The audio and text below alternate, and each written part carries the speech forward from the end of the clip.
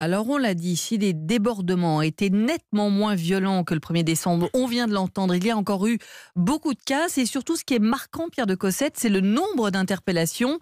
Plus de 1700 sur l'ensemble du territoire, suivi de 1220 gardes à vue, un record. Pierre, est-ce que l'on sait quoi de ces personnes interpellées et surtout sont-elles toujours en garde à vue ce matin? Alors, ce qu'on peut dire d'abord sur le plan des chiffres, Fabienne, c'est qu'une partie non négligeable des suspects placés en garde à vue ont été relâchés. À Paris, 284 précisément ont été remis en liberté. Le parquet a classé sans suite près du tiers des procédures sur les 970 gardes à vue prises hier. À ce stade, je peux aussi vous dire que, toujours à Paris, 108 personnes mises en cause connaîtront une sanction judiciaire. Elles ont été déférées, sans doute essentiellement des comparutions immédiates, peut-être aussi du plaidé coupable ou du rappel à la loi pour les faits les moins graves.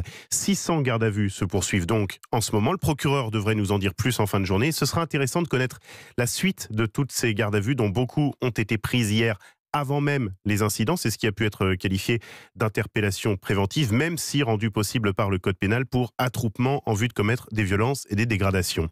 Pour ce qui est du profil des personnes gardées à vue, ce sont sans surprise en immense majorité des hommes, moins de 5% de femmes et moins de 10% de mineurs. Des hommes donc principalement, petite trentaine d'années, souvent connus pour des délits routiers mais aussi pour des dégradations, ceux qu'on appelle les casseurs.